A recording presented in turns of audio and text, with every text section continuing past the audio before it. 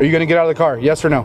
No. Okay. I have one out on the garage. Oh, really? Yeah, really. Really? Oh, what the f***? You're going to listen. You don't get any favors because who you're dating. You understand that? Down. I didn't do anything wrong. I didn't do anything wrong. These are the moments when police officers find themselves forced to arrest their own wives, as the lines between personal and professional lives blur in shocking ways. Starting off with a girl was arrested after driving erratically and nearly crashing into a vehicle carrying a baby. Officers used traffic cameras to locate her car and quickly responded to the scene. Upon investigation, they discovered that the driver was the girlfriend of a sergeant. When they stopped her vehicle, the officers approached and asked her to step out. That's right. Step out of the car. Where was it now? 18 is 97. Almost struck the fence. That's right. Step out of the car. Wait. Huh? Well, my name's Officer Solomon with the Hollis Police Department, okay? The reason I'm making contact with you is because we got a call in that you're intoxicated driving, okay? Obviously, when I saw you, you just drove onto a curb and almost struck a fence, okay? So I'm gonna need you to step out. You're not getting any... The officers didn't hold back, making it crystal clear that her relationship status didn't grant her any special privileges. You're not getting any... Because who you know, it don't matter, okay? You know it's against the law to be driving under the influence, correct? Okay, you do know that, right?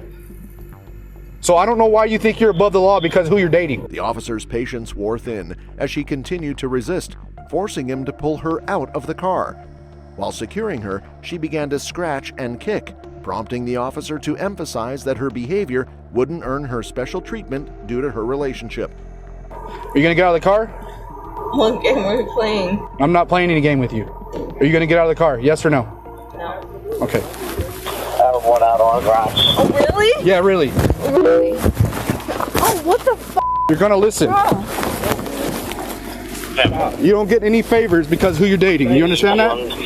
Don't resist. I'm gonna stop. I can call all your shit. 21469. Stop. No. Yeah, stop. You already messed up. Stop, man. We're 15 one time. You're not wrong. As the officers tried to detain her, they were immediately struck by the strong smell of alcohol, confirming their suspicions of drunk driving. Despite the situation, she became uncooperative, resisting the officers' attempts to take her to their vehicle. Hey, as a subordinate. Okay, let's go. Go ahead and get up. No. Get up. Don't hey, go ahead and get up. Get up. No. Ahmad said he you as the subordinate. He told me. Right now. Go ahead and get up. No, Jasmine. He told me he you. Get up. Get up. Get up or you're gonna go. Get up. You're gonna catch more charges. Get up. No, I don't give a f. Get up. The officers firmly instructed her to stop, making it clear that her disruptive behavior would not be tolerated. Tensions escalated as the officers worked to maintain order. Despite repeated warnings, her defiance reached a tipping point when she began acting out physically. Get up. I will you will not. Get in there. That's enough. Stop. That's enough. Now knock it off. I'm not gonna tell you again. You're gonna knock it off. You're not gonna come out here and kick one of my deputies. Thank you. Are you gonna stop? You. Are you going to stop? Thank you for the evidence. Are you going to now stop? Get up. No, thank you. Sit up. Thank you. Sit up. Sit up. No, thank you for the evidence. No, don't you Get up. Get up. Shortly after, her sergeant boyfriend arrived on the scene. He explained to officers how he had been tracking her phone earlier, concerned about her behavior. He had even removed the baby from the car prior to their arrival to ensure the child's safety. Look, she was like this. She was at this angle, facing that way, right where the car was resting. She was right here. So I swing around and I pull up next to her and I said, hey man, turn the car off. Because I didn't know if she had the baby or not. My focus was to get the car stopped to get the baby out. If you drive off and you crash, that's on you. At the station, the woman's blood alcohol content revealed she was 4.55 times over the legal limit. She was confrontational during the sobriety test, refusing to cooperate and delaying the process. Officers warned her that refusal would result in further legal consequences. We can't do that. if I So- don't pass this. You said you were going to take the test. Right now we're here. Now it's time to take the test, I'm okay? telling you, if I Desiree. fail, I will not have my Okay, kid. if the machine tones out, we're going to take it as a refusal and we're just going to take you right over to the jail. A big blow. Kids. Breathe in real big. Keep going.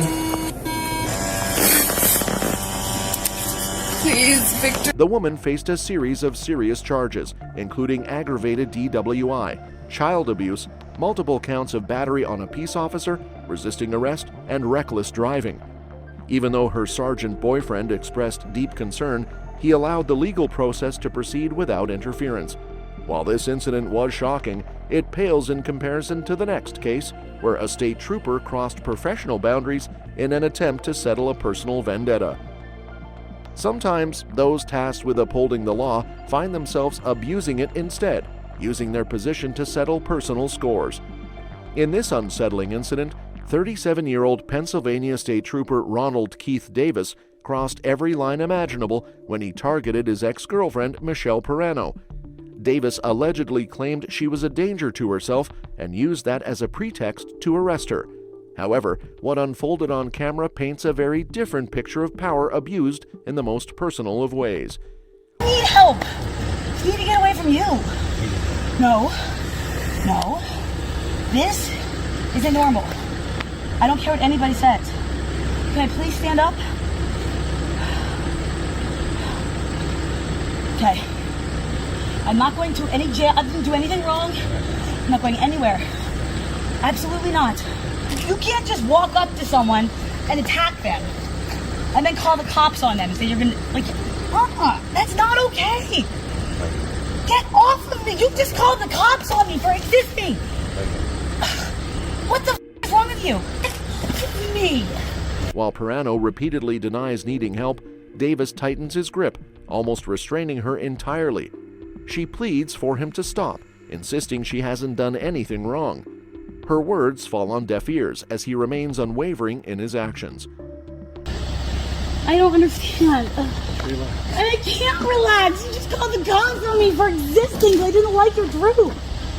Jesus, dude. Come on. What the fuck? What? Why are you treating me like I'm a criminal? I didn't do anything. I just want to be able to stand. Back to find out where they are. I just want to be able to stand. This isn't fair. I'll talk. In the midst of this ordeal, Perano's cries for fairness echo against the backdrop of Davis's orders.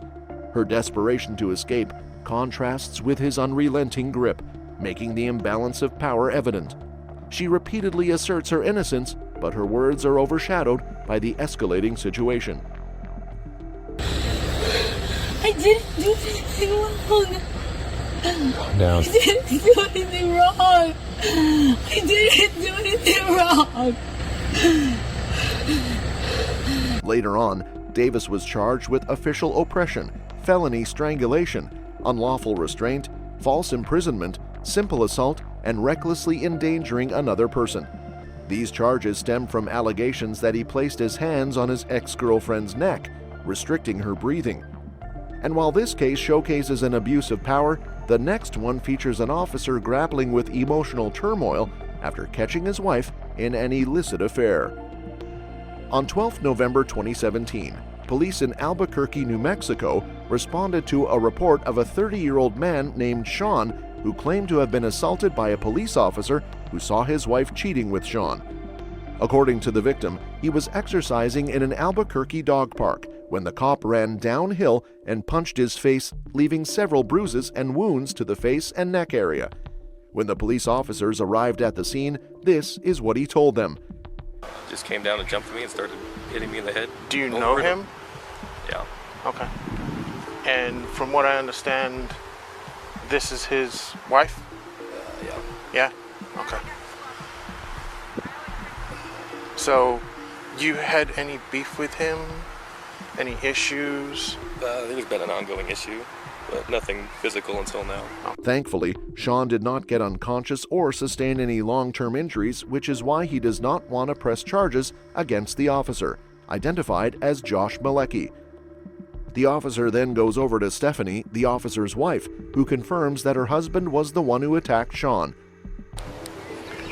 And who showed up? My husband, Okay. What's your husband's name? Josh Malecki. Huh? Josh Malecki.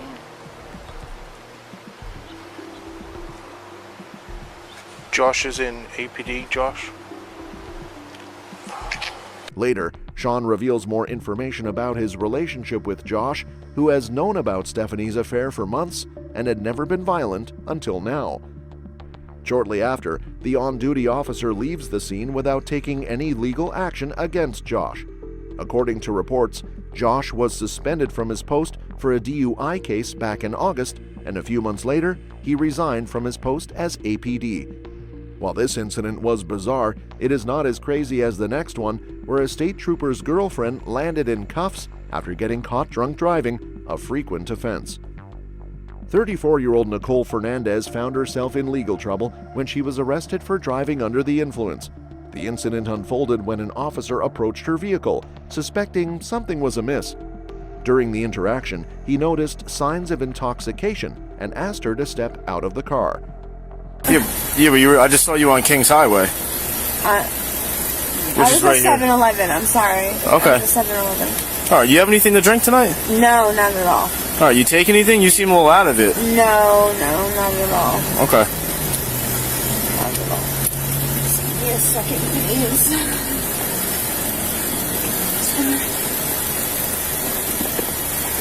Like, my house is like, I just wanted to do my laundry really quick. Uh-huh. And then tomorrow I was dropping the car right off at Nicoletti's Auto Body Shop. How have you been driving it for a couple months like this? I haven't been really. Where'd you crash at? Like what town? In Manalapan. In Manalapan? Did you document or did you report it? Yeah. I just haven't had time to get it done. You haven't had time to get what done? Well, I didn't have the what is it? The deductible? Oh, so you didn't have time to get your, Who's this? That's my boyfriend. Your boyfriend? Yeah. Nicole appeared nervous during questioning, claiming she hadn't been drinking and was only out to do laundry. As the search continued, the officer found more evidence of drug paraphernalia. Despite Nicole pleading with him not to ruin her life, he remained professional, ensuring she was secured and safe. Here, hop out for me. Hop out. Put your hands behind your back. Behind my back? Yeah, you're being detained.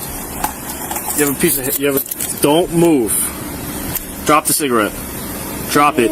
Please. Drop the cigarette. Ma'am. Please. There's a thing of heroin right there. Please.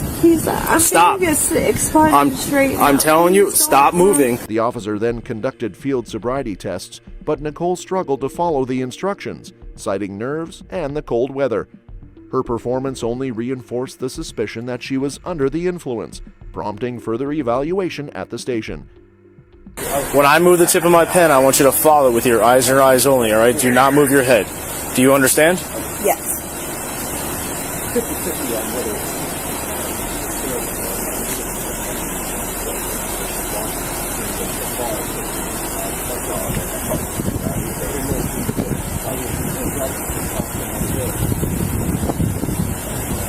Later on at the station, a breathalyzer test confirmed Nicole was not intoxicated by alcohol. However, her behavior and the evidence found in her vehicle pointed to possible drug use. In the end, Nicole was released to a sober individual after they signed a liability warning form. If you liked the video, make sure to subscribe to not miss out on any new content.